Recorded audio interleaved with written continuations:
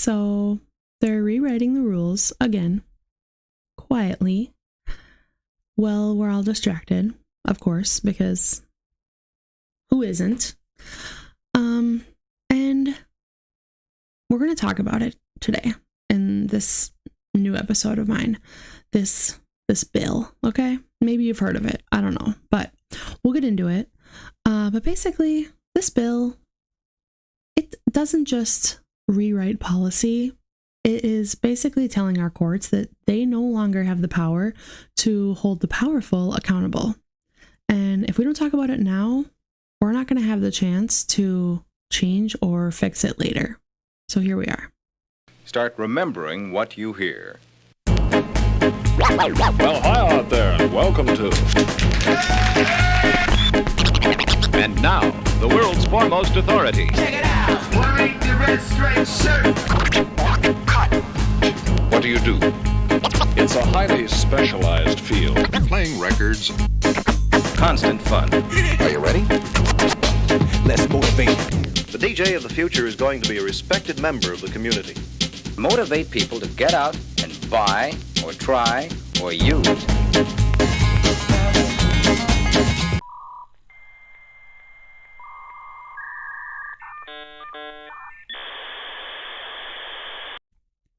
So hey, if you're new here, my name is Megan. This is We the Jaded, and this is my video podcast where I don't know, shoot the shit to myself and anyone else that happens to tune in. And this is going to be my 5th episode. It's been a while, like a month or so, I think, since I posted, but I'm a busy lady. All right. I got kids. I have like several jobs. I have a lot going on, and I need to worry about my mental health and take care of that as much as the next person. So I've been trying to just get to these things when I really feel called to it and like it's an important topic. And this is one of those times. So here we are. And if you didn't already catch on from my little mini intro there, I'm going to be discussing the One Big Beautiful Bill today, which you've probably heard of in some way or another. But a lot of what has been, or at least that I've heard, or other people that I've heard talking about it or that I've had conversations with, more focus has been put on the like financial side of it, right? Like it's a bill about our budget and how we're going to be spending money and what we're going to be spending money on, and tax cuts and tax credits and all of that fun, boring stuff. But what we don't know, and what I don't know so many places and people aren't reporting on or talking about, is that there are some little sneaky bits that they have fit into this giant bill. Of course, because there always is. This always happens. And I mean, I think people do talk about it in other bills when this happens, and it's not like a new thing. But this time it's different, okay?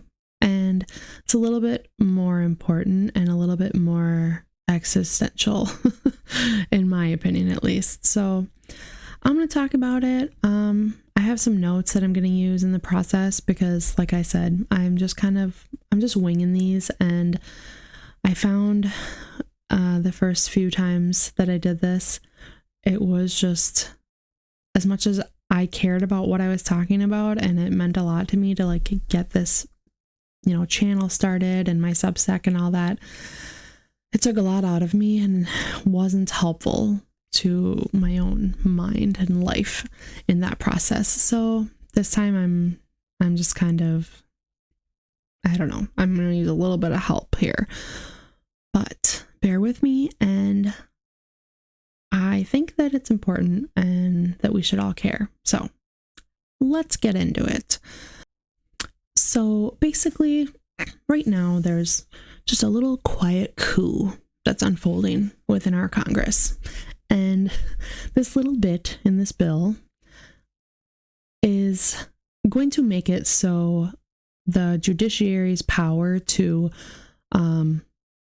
hold officials like President Trump, but just any across the board, really,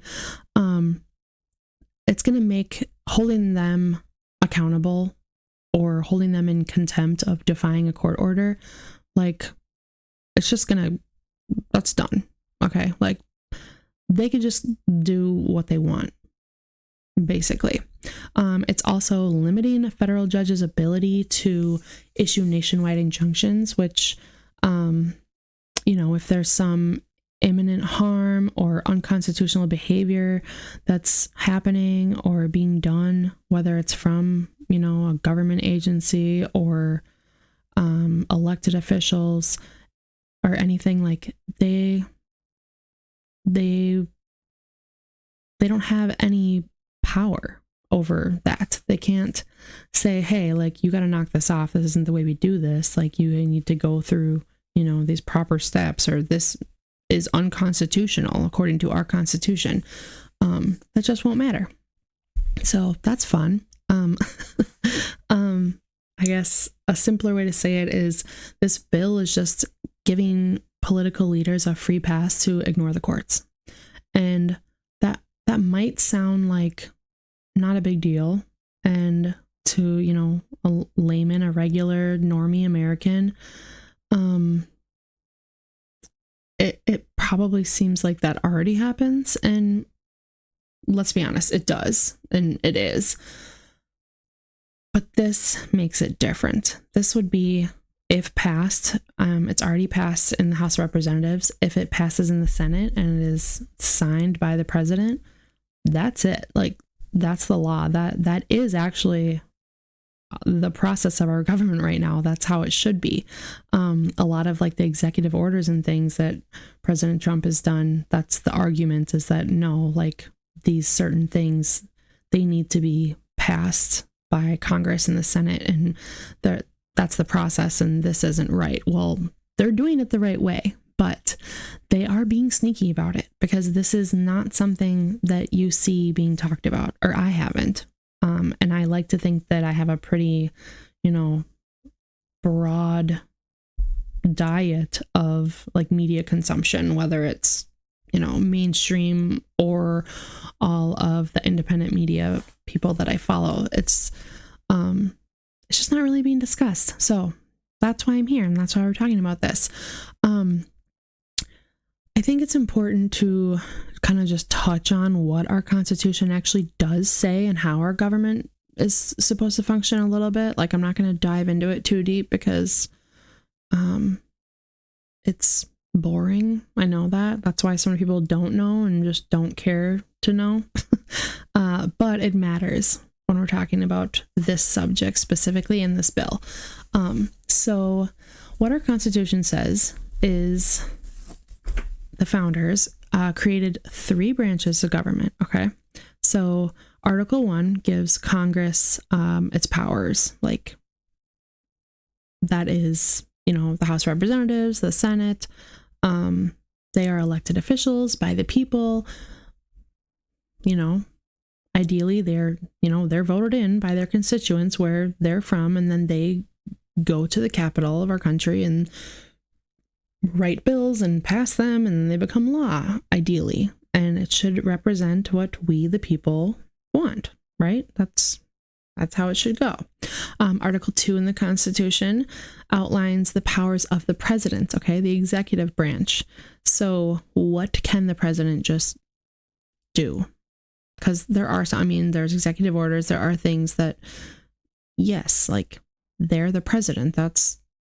There's a reason why it's like, they're the big cheese, okay? So Article 2 outlines all of that.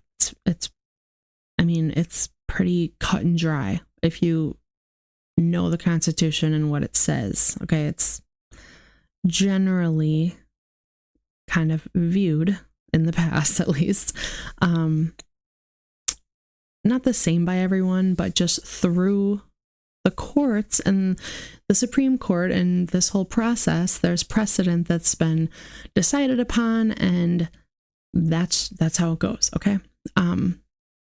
Until this, possibly. And Article 3 establishes the federal judiciary. Okay. So that's our court system. That's all of the lower courts, then up to the federal courts, and then the Supreme Court. And it's a whole thing, right?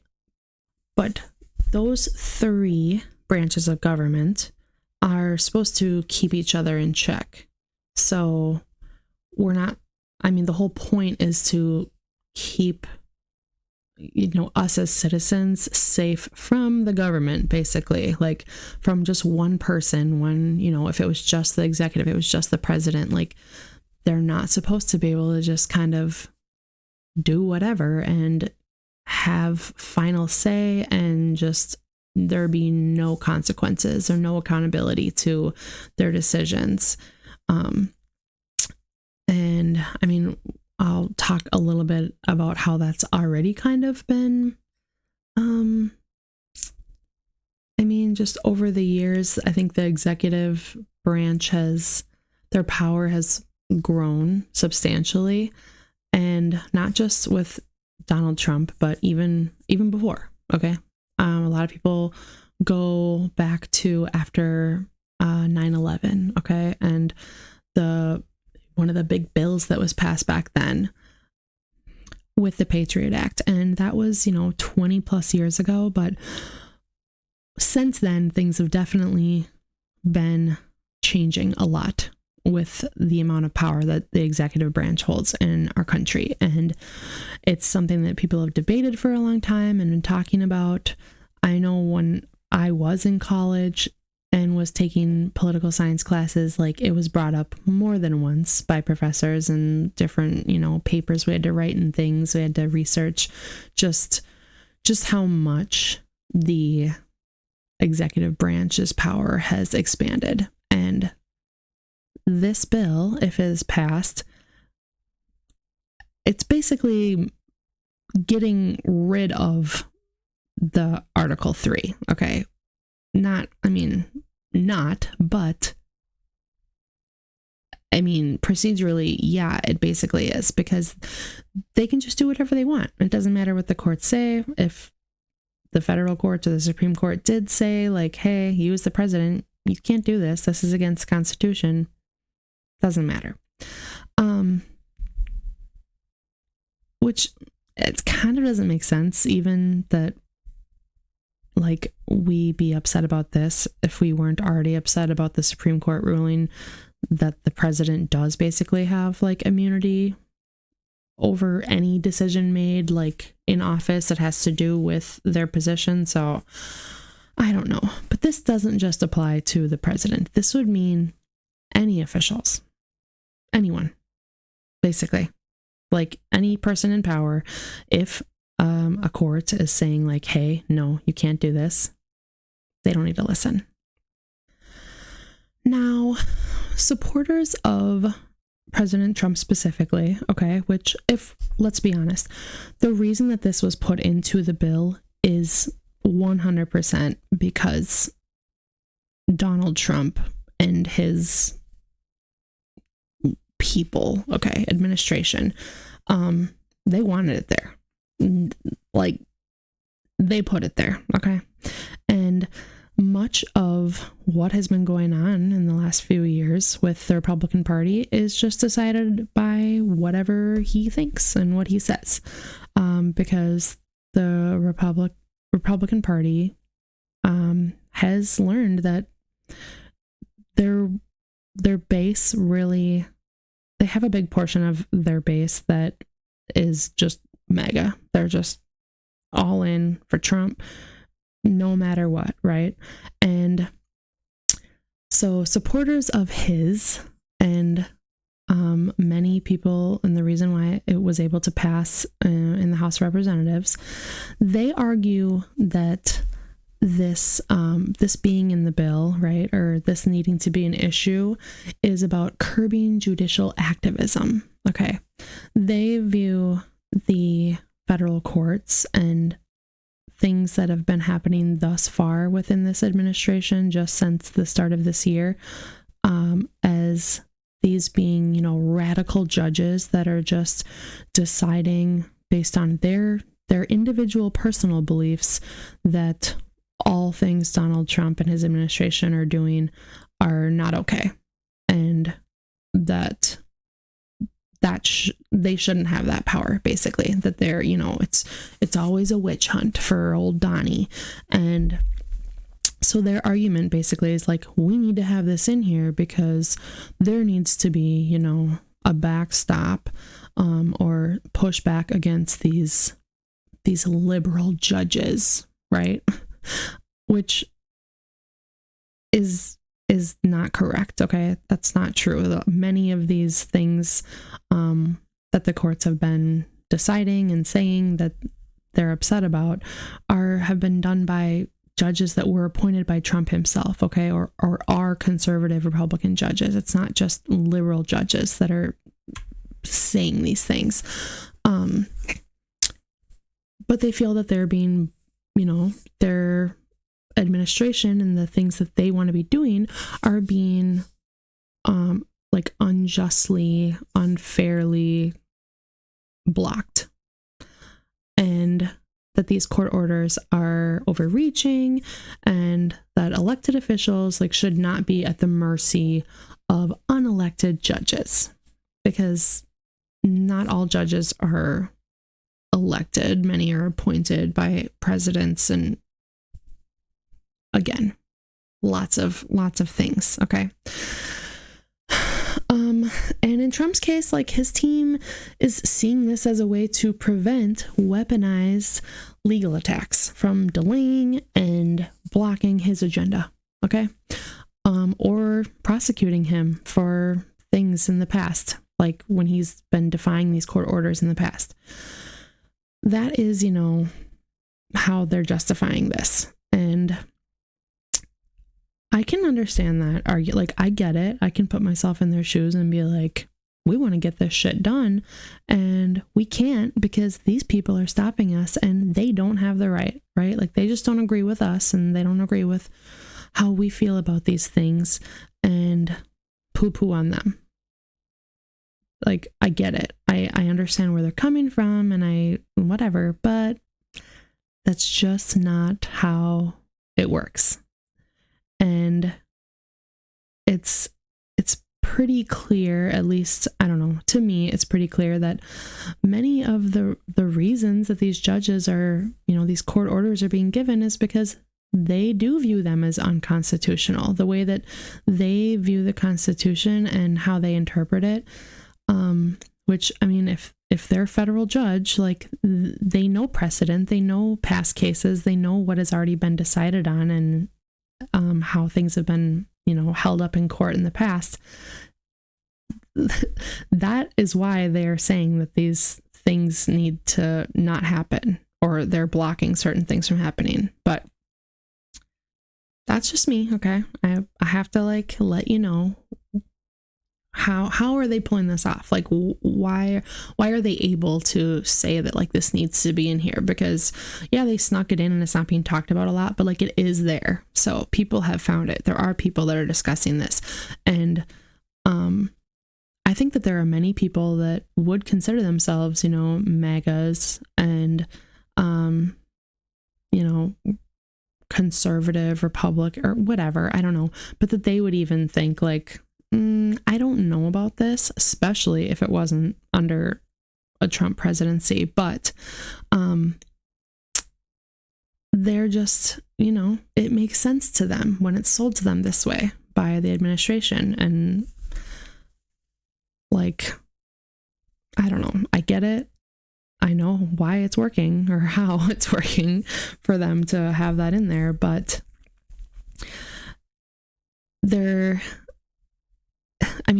it falls apart, okay? That justification, it falls apart. Limiting judicial overreach, okay? that's a myth. That's not what this little bit in this bill is doing.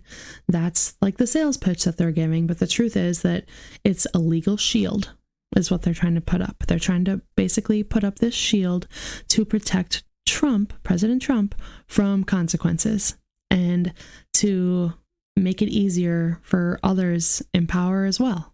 And right now, that would benefit them. Okay, that benefits like other, MAGA politicians or just people in power that do bad things. I don't really know how so many are able to just see past this, but there's just like a really odd amount of like bad people in the realm of this administration that are like not doing things to benefit us as Americans. They're not. And this helps them. This gives them, like I said, it's a little shield for them to be like, well, this bill passed, it's a law. Like, nice to know your opinion and you don't want us doing this, but what are you going to do about it? Trump himself, he has a history of already defying court orders, and there are many. Okay, so this is not like a hypothetical, like, oh well, this could happen, but probably not. Like, just because it's this bill or this law is written this way doesn't mean that this particular person, this president right now, is going to take advantage of it and not follow court orders. He's already like done that several times. He, with his Trump University lawsuit, like, he delayed discovery on a bunch of stuff, and he basically just didn't settle and pay out those people until after he was elected president the first time in 2016. Then he was like, oh, okay, yeah, I better do this.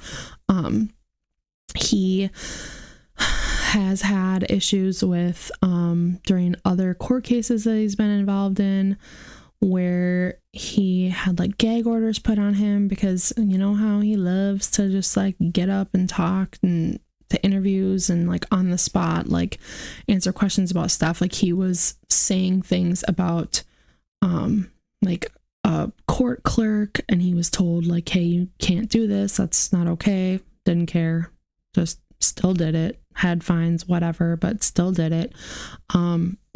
Excuse me. In his like E. Jean Carroll case, there was like, he was found guilty of like one part of it, but then was still like going out and defaming her in the public. So then she sued him again, and then he had to pay her was supposed to pay her even more money. It was like $80 million or something. And with the whole like election interference and classified documents case, which I mean, nothing ended up coming of it, and probably won't, but there were so many times that he just defied subpoenas and delayed things, was like constantly talking, like undermining the judiciary during that, and when he wasn't supposed to be, when he was like court ordered, like, hey, like, you can't be doing this during your court case, like when this is all going down. Okay, that's just a few examples. And now, since he's been president this term, there's been, I mean, I think the biggest one thus far has been with the like Kilmar Abrego, like, the Supreme Court ruling like 9-0, hey, like, you need to facilitate getting this guy back here to, go through correct due process and actually be deported correctly to the right place, whatever. Like, they told him that, and pretty sure that guy's still in El Salvador in some crazy, max prison concentration camp, whatever you want to consider it. Not supposed to be there, and according to the Supreme Court, and he didn't listen. He defied that. So we already know that it's not like he's not going to take full advantage of this legal shield, like I said.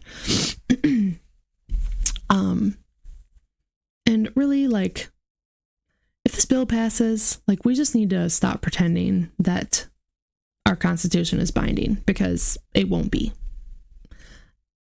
You cannot read our Constitution and those articles, like 1, 2, and 3, like I said, you cannot read them as written and say, like, yes, this is how it's supposed to be. This is the checks and balances. This is how it works. If you are, like, by law, making it so, actually, no, one of those, like, no, it doesn't really matter. Like, they're just basically there to give you polite recommendation and hope that you listen to them. That is absolutely not how our Constitution is written and how it is to be read right now. And this law is not a constitutional amendment. That's not doing that. So it's just a little unsettling, in my opinion, and why I was like, okay, I'm ready to do another one of these, because I think that so many of us just, like, it's really easy to kind of be like, this doesn't affect me, doesn't really matter. Even if you're not, like, you know, a big Trump lover, or the opposite, like, if you're not, like, super engaged in, you know, leftist activism, like, if you're just, like, a normal person just trying to live your life, why does this really matter? Why does, you know, Donald Trump just doing whatever the F he wants, like he always does, why does this being a law really change that much in my life? And it sounds like on its face, or when you don't know or don't realize what else it could do and how else it could affect you, it just seems like not that big of a deal. But like I said, it's there because he wants it there, and his administration and his people want it there to, you know, protect him right now in this moment, or during his administration at least, so they can keep pushing through their agenda and the things that they want to get done, that they feel like they're not going to be able to get done if they're forced to do things as we always have. But it would be apply to anyone, any elected official, your sheriff or your mayor or your governor in your state. If they just, you know, if there's a protest or something going on and they just decide, like, hey, these people, like, I don't want to hear them, like, we don't agree with what they're saying, lock them up, put them in jail, charge them with this, whatever. And like, under our Constitution, no, you're allowed to protest, you know, if you're just, like, out protesting and not, like, breaking any other law aside from that, you're not supposed to be detained and held for that reason. If this passes and they chose to do that and the court was like, no, you can't do that, they don't need to listen to that. So maybe someday it will be something that you care about, or maybe one of your kids or a family member or a friend or someone, like, there will be no accountability for people that are abusing their power if this bill is passed as is with this in it. And that is something that I think we all should care about, because it might not right in this moment seem like a big deal, but the reason that we are America and that we have, you know, been this, you know, shining light on the hill for so long, and the democracy that so many other countries, you know, have wanted to model, and why so many people want to come to our country is because we have these rights and these things that we, you know, as Americans are guaranteed. This is just the first, or not even first, but this is just another chip in that. Okay, it's just another little thing that is slowly eroding those rights that we have. And it's a big deal. And I hope that, more of us would start to think about things in not just a one side, like right now in this moment issue. Like, there's always going to be someone else. Okay. I don't fully believe, I'm not on, the team of like, oh no, he's definitely trying to just never leave this job. He's going to run for a third term. He's going to win a third term and he's never going to leave. Like, I personally don't believe that. I don't think that it's to that point yet. I wouldn't say that right now, but if this happens, if this is the case, it's making it a lot harder to stay feeling like I'm feeling right now, where it's like, no, I think people are a little like paranoid or hyperbolic, and they're just trying to get clicks, and they just they like to stir the pot, and they know that like they can rile up this side or that side, saying how he's a dictator and he wants to be here forever, and it's going to make it a lot harder to not start to feel like that is the goal if we're just going to allow this to happen and not have any pushback against it.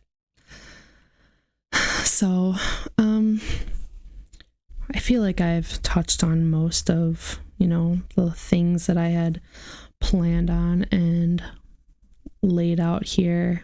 I don't know.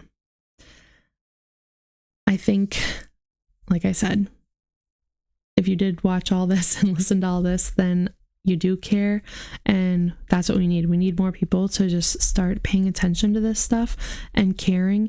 And I know that, like, well, what do we do? Like, what can you do? I mean, there's so many things that you can do. I know they always say, like, oh, reach out to your senators, reach out to your representatives locally. Like, yes, that is something you can do, and you should do.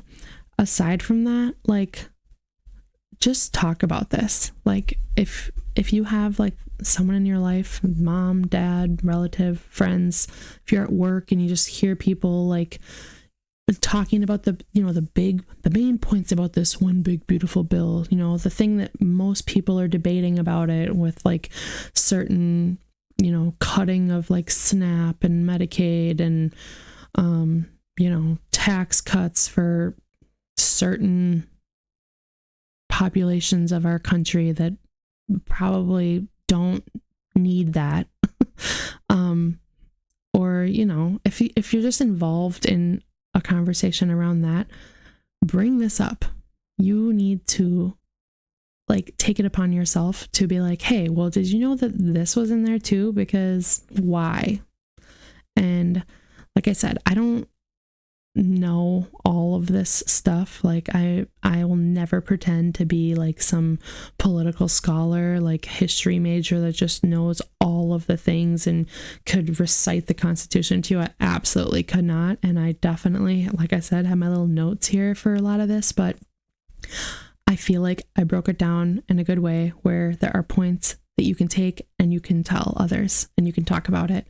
And if more of us just talk about it and mention like, I don't think that that's right. I don't think we want that. Even if like I said, if you are a Trump supporter or someone you're talking to is like, maybe it makes sense to them right now, but if they're not completely like mega pilled and also think it's kind of silly when people are going on about how he wants to be president forever and he's not going to leave and if they don't believe that, then they believe that there's going to be another election and maybe it won't be their person that's in power next time. And if this is on the books, then they can do what they want as well. And maybe for some people that'd be like, oh, great, cool, because there's a lot of things that as, a liberal or leftist or someone who's not like hardcore mega, like there's lots of things I would like a president to just do and be able to get away with. Like, do you see how that becomes a problem? It's not how it's supposed to be. So we just have to keep talking about it. And that's a start, I guess. So that's why we're here. That's why I'm here. All right, because we're the jaded ones, right? It's late. I'm gonna go to bed, but I am planning on doing another one of these much closer together than I did the last, because it pertains to another aspect of this bill. So if you like this, be sure to like, subscribe, hit that bell so that you get notified when the next one comes out, and follow me on Substack, all the things, whatever. I don't know, you know the gist. But thanks again, and I hope you have a great night.